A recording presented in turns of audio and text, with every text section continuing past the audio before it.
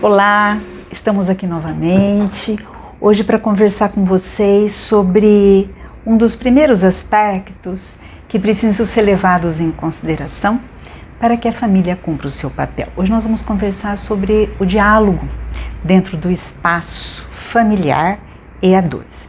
Para a gente poder falar um pouco sobre isso, nós primeiro precisamos entender que nós nunca percebemos a realidade da mesma forma como o outro. Cada um de nós veio de experiências muito distintas que deixaram marcas psíquicas muito particulares. E essa realidade, essas marcas particulares, faz com que nós tenhamos uma percepção muito individualizada sobre tudo que a gente vive. E são vários os fatores que determinam essas marcas e que determinam essa forma peculiar de enxergar as nossas vivências, né? O que a gente vive.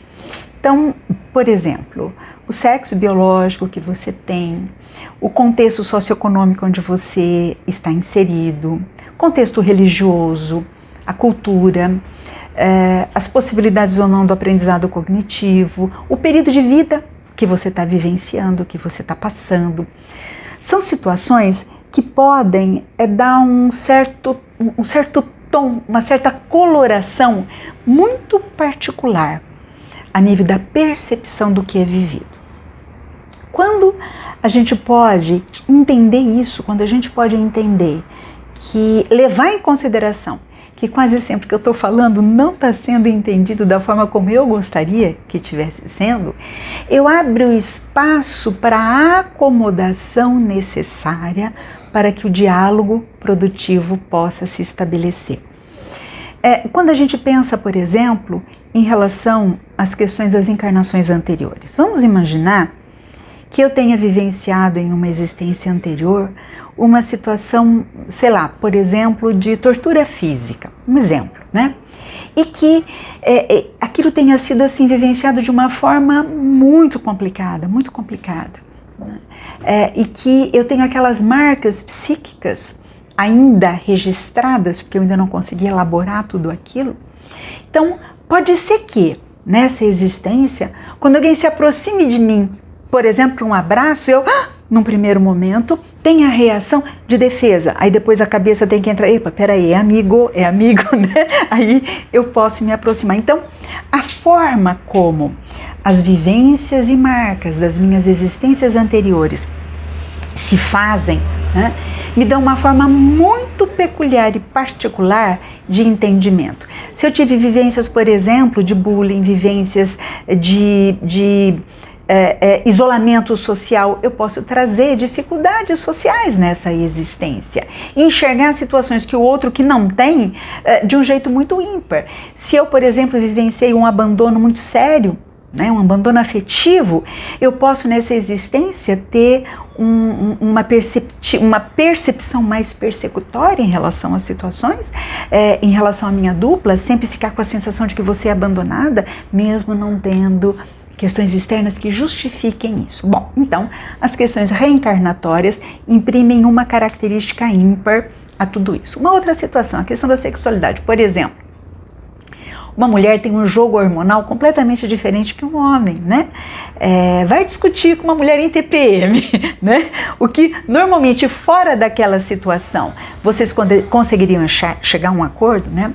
Às vezes, por conta dessa questão da TPM, você não vai conseguir, né?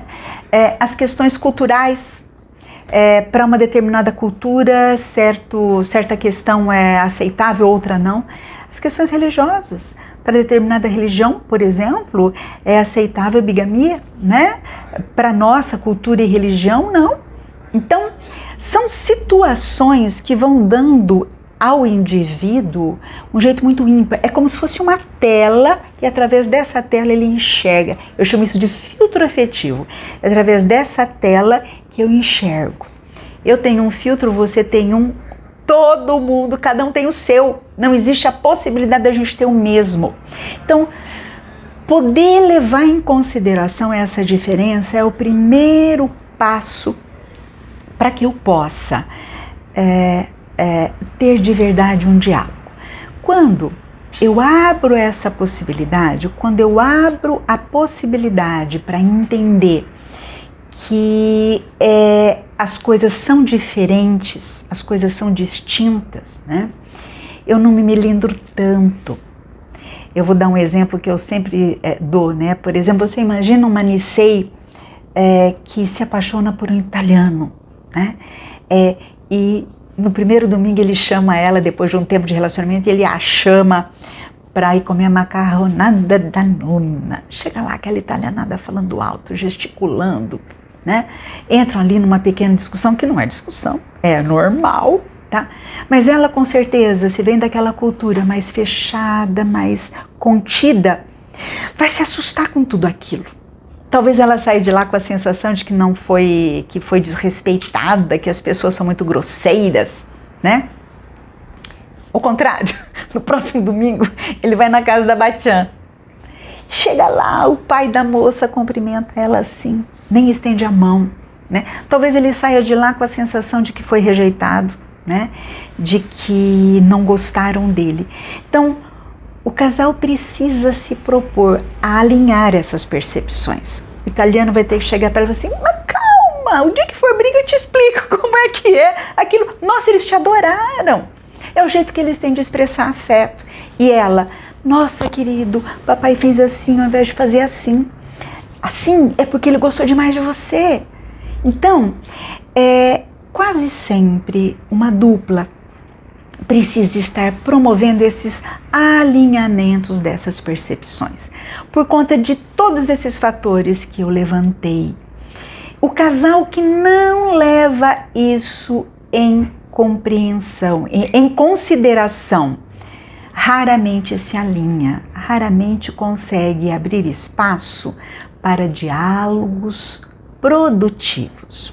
Então, o que é um diálogo saudável, né? Normalmente a gente vai para as conversas acreditando que está dialogando, mas, primeira coisa, quando eu não levo isso em consideração. Segunda coisa, quando eu não abro um espaço para fazer reflexões em relação à minha forma de enxergar, baixo a guarda, né?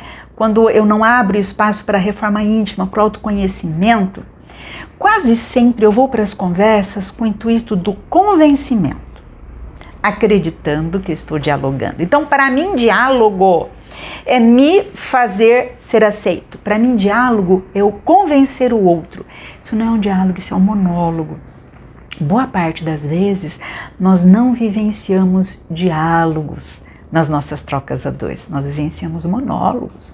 Pessoa muito autoritária, ela parte do princípio que o adequado é o outro concordar com ela, né? Então, você imagina esse contexto dentro de uma questão dos filhos, né? Dentro de uma questão, vamos dizer assim, das diferenças de idade, das diferenças de experiências, porque além disso tudo que eu coloquei, uma outra coisa muito importante a ser levada em consideração são as diferenças faixas etárias. Um pai e uma mãe não podem acreditar ou querer que uma criança de 2 anos entenda as coisas como ele compreende. Da mesma forma que um adolescente não tem como ele acreditar que o pai ou a mãe vão enxergar determinada situação como ele. E assim em todas as fases da vida, né? As fases da vida também nos dão uma forma ímpar da gente enxergar o que a gente vive. Bom, então, partindo deste princípio, quando eu posso entender que o outro não é como eu, quando eu posso entender que relação saudável é aquela onde eu posso abrir espaço para o diferente do pensamento, o diferente do gosto, o diferente, né? Eu posso ouvir. Então, o primeiro passo para um diálogo é o escutar. E para eu poder escutar o outro, eu preciso primeiro me escutar. Eu preciso escutar a minha fala. Às vezes, sim, eu estou sendo grosseiro e agressivo. É uma questão cultural, ok, é uma questão cultural.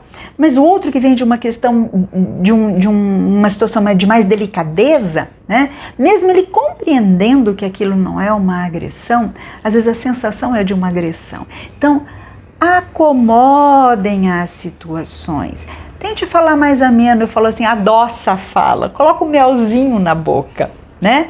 É possível, é necessário. A pessoa que parte do princípio assim, tem que me aceitar como eu sou. Pronto, fechou espaço para o diálogo, fechou espaço para o crescimento pessoal, fechou espaço para o crescimento mútuo, que tem que ser uma realidade dentro do núcleo familiar. Então, é muito importante a gente entender que boa parte das situações, quando a gente vai para o diálogo também, né, a gente fica muito fechado na nossa perspectiva. Por quê? Porque é através do diferente que eu me identifico. Eu vou dar um seguinte exemplo. Imagine a cor branca e a cor preta. A cor, tá? Você imagina esse ambiente onde eu estou aqui, tudo branco, branco.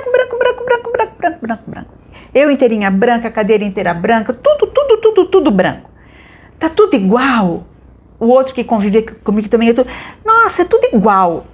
A hora que entra alguém pintado de vermelho, de preto, de verde, qualquer cor, é no confronto. Ué, existe algo diferente de mim.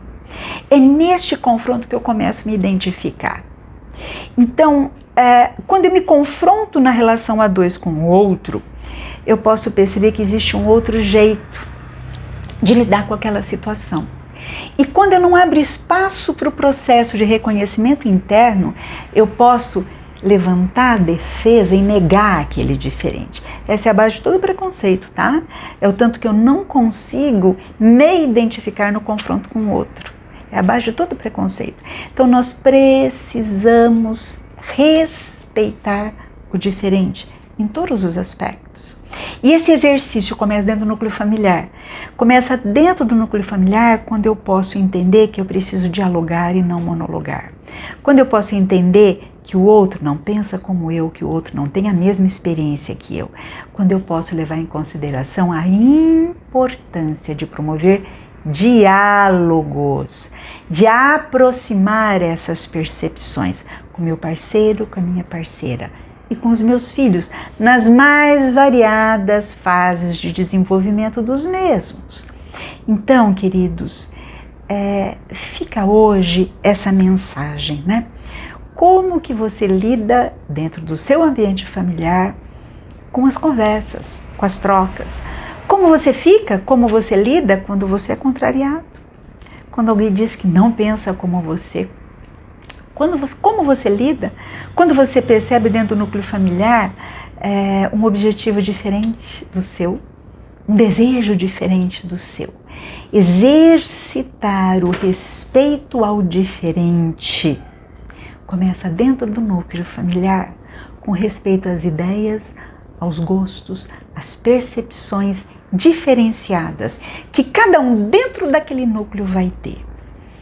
Fica difícil você esperar num outro momento, vamos dizer assim, um respeito a diferenças raciais, a diferenças de gênero, a diferenças de uma maneira geral, né? Diferenças sociais. Fica difícil você acreditar que os seus filhos vão ter recursos para lidar com isso. Se dentro do contexto familiar eles não puderam lidar com a possibilidade de serem aceitos nas suas diferenças e aprenderem a aceitar o diferente, que o pai pensa, que a mãe pensa, que o irmãozinho pensa, que o amiguinho pensa. Então, vamos pensar nisso, né? São em coisas pequenas que um pai e uma mãe contribuem para que os seus filhos possam vivenciar de verdade a lei do amor.